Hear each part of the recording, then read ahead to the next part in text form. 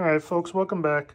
So I got a request to do a video on replacing the AC clutch. I wasn't originally going to do this video, but I figured why not? I kind of already set up for it. So I'm not going to do it on this car here. This is the AC compressor off my 1988 Ford Mustang.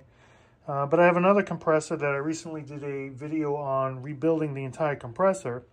So I'm going to show removing and installing the clutch on that particular unit there. Some of it's going to be borrowed footage from when I rebuilt the AC compressor, and some of it will be fresh footage. But this should give you an idea on how to remove the AC clutch. Now, you can do that on your car.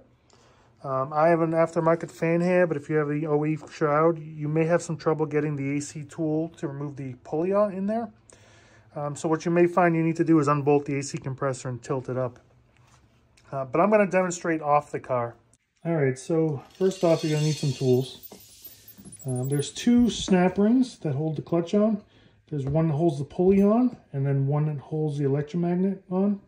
You're going to need a good pair of snap ring pliers. Now, these are not a good pair of snap ring pliers. They don't have enough throw spread here, particularly for this C-clip, which holds the magnet on. It just doesn't open this far enough, so you're going to need a pair, probably a 7 or even 9-inch pair of snap ring pliers. You're going to need feeler gauges. These are for setting the gap on the clutch. When you push the hub in, there needs to be a specific gap to the pulley. So you're going to need the feeler gauges to measure that. And most importantly, you need an AC clutch hub puller. So this is the OEM Tools 27150. Step one is removal of the clutch. Now, there's plenty of write-ups, explanations on how to remove the clutch. Basically, you have a 12mm nut here, and you want to hold this outer disc. They make a tool that fits into these holes. But if you have an impact gun, you can just hold this with your hand and just take that nut off. It's pretty easy to do. When you go to retighten it, however, you will want something to hold this better than just manhandling it. You can simply try that, but I recommend getting the tool for that. So to remove the outer hub, what you'll see here, you'll notice that this is threaded here. You'll need a puller. These rarely come off on their own. Now, you can typically rent these at your local auto parts store, and this is upside down, but this is the OEM Tools 27150 from good old AutoZone. And this contains pretty much everything you need here. The puller that you're going to use is actually this one. It has two ends on it. And you're going to use the coarse end of this tool. Really, you just thread that into you back this piece out here. You thread it down into that, and then you, while holding with the wrench, simply turn this portion, and that'll push this off. And you'll see here that this is threaded into the hub. Now, you'll want to take a wire brush and carefully clear those threads to get any grease out, because you want this to easily thread down far enough. You don't want to not go far enough or follow the threads, because then you'll never be able to pull this off. And that's it. So you can simply thread this down, and this whole top plate should come off. So next you're going to want to come in here with a set of snap ring pliers and remove this snap ring here. It's pretty easy to do. But at that point, this pulley should pull off just like that. Now, a little tricky to see, but down in there is another snap ring. You're going to remove that snap ring and pull this clutch off the unit. So you're going to want to remove the snap ring. I did this off camera because my snap ring pliers are terrible. And then this electromagnet unit pretty much pulls off. Alright, so here we are ready to assemble. So I've got the compressor on my bench here. Now, you'll notice here at the very top there's a little bit of a small nub here. That is going to align with a hole. And look on the back side here, on the back of the coil. So you simply just put this into place, align it with the hole, and you're ready to go. The next step here is to install the snap ring. Now this is where I was saying you need a good pair of snap ring pliers. You're going to need to spread this one pretty far to get it installed. This one just simply is not going to do that. I just don't have the ability. So I'm going to do this off camera using a little bit of trickery. Basically, I'm going to force one end in and see if I can get this on there. I highly recommend purchasing a good pair of snap ring pliers, then you won't have to do this. But I will be right back. Alright, and there it is with the snap ring installed. I was able to do it with those small pliers, but like I said, you really want a larger set of pliers, probably 7 or even 9-inch pliers. All right, so once you're all set with that, you have the snap ring in place. Next is to put the pulley on. So I usually just apply a little bit of lubricant here. But really, this should just drop down into place here. You kind of have to have it sitting at the right angle, otherwise it won't go. But usually, a few little taps there gets it to go. Again, this should spin freely without contacting. Now, I'm reinstalling the original clutch off this compressor. I don't intend to use that. I'm just doing it more for demonstration. I'm pretty sure it's in good condition. The bearing spins good. The rubber on the hub is in good shape, but I just wanted to demonstrate using this one here. I don't think I'll actually run it. But once you get this installed, your next task is to install the snap ring here. These pliers, fortunately, are good enough for this particular task, barely. And that's that. So your pulley is installed, and now we're ready to proceed to the hub. So if you're installing a brand new clutch, you may or may not be able to reuse the spacers here. You'll also notice my shaft key is missing. Now when you go to replace a clutch, one that's on the compressor, that will be installed. But as part of my AC compressor rebuild, I took the shaft key out. So that will be installed during the process. Typically what I do is I will basically align this. I don't know if I can get this in there, but if you install this hub in the way, you can kind of insert the shaft key here, and then using a punch you can kind of drift it down. That's how I've been doing these.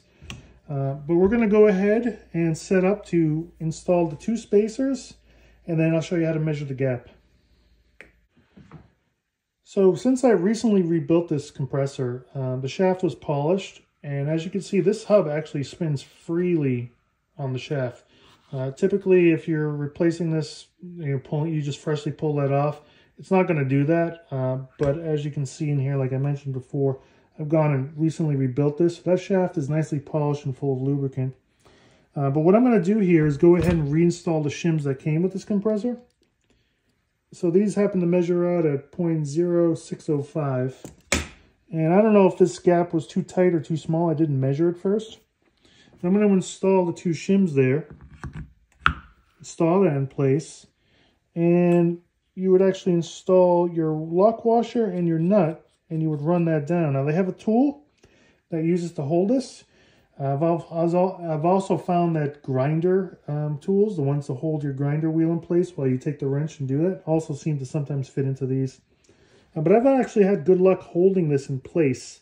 Simply hold it the other side, get your ratchet, and you can tighten it down. The spec is only 10 to 14 foot-pounds, so it's not really a whole lot.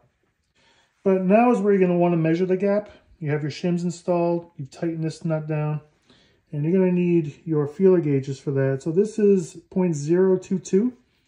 This is pretty much at the smallest end of the range, and you want to ensure that you're able to get this in there going all the right way around. But as I measure this, I can get this in there. Now there's some resistance, but I'm able to easily insert the feeler gauge in there to check the gap. Now the manual tells you to do it all the way around and then grab your hub and spin it 180 degrees and then repeat. So you should be able to easily get the gap in there. And the pulley should be pretty much in place here. But I'm able to do that. Now if it was a little bit on the tighter side, you would want to change your shims out and go with a little bit thicker shim. Now this is where you're going to remove your nut again. You may need your hub puller to pull the outer hub off again. But you're going to install a new set of shims, going a little bit thicker. It helps to have one of these and keep track of what size shim stack you're putting in there. And then as you measure it here. Again, the spec in the manual says your smallest gap around the entire circumference should be between 0.021 and 0.036 inches. This one is actually probably a little bit on the tighter side. I think it was a little tight on the bottom, so I might go a little bit bigger. But again, I'm not keeping this clutch here. At this point here, since I did rebuild this and I did not install the shaft key, what I'm going to do is pull my hub off again, pull my spacers off, drive in my shaft key, and then put this all together for the final time. All right, so I pull this apart again. Now, if you're just doing a clutch replacement, you're not going to do this step. I'm doing it simply because I rebuilt the compressor and removed the key. But I'm going to basically install that, align the gap. I've cleaned up the key. Your flat side here, so you got a rounded edge. As you can see here, the one corner is rounded. That's going to go down, and your flat side, which is facing you, is going to go against the shaft. Kind of get it started, and I do a little bit of a WD just to give it a little bit of a help. Get your shaft started a little bit. You can kind of wiggle it down. And then I just simply drive it home with a punch. Very gently. It doesn't take much to get that thing in there.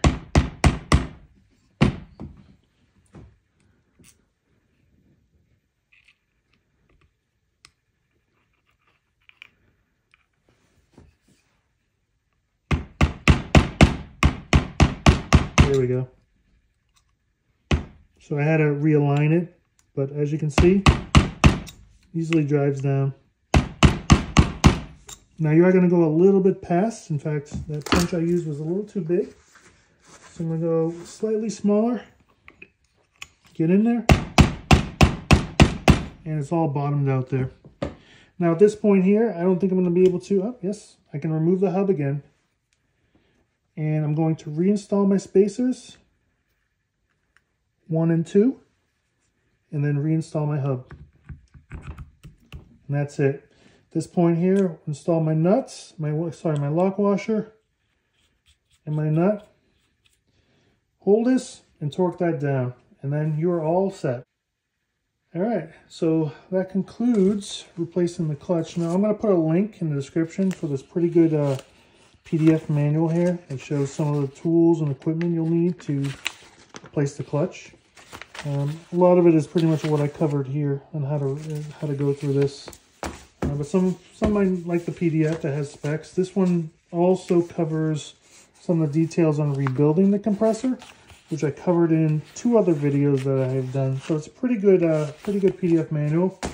The link is going to take you to a forum where I have the PDF uploaded to. You may need to join the forum, unfortunately. It's stayingnet.com. Pretty good forum. But anyway, hopefully that helps out some of you. At least gives you an idea of the process. Again, not too difficult. You just need to get a couple of the right tools. But thank you for watching.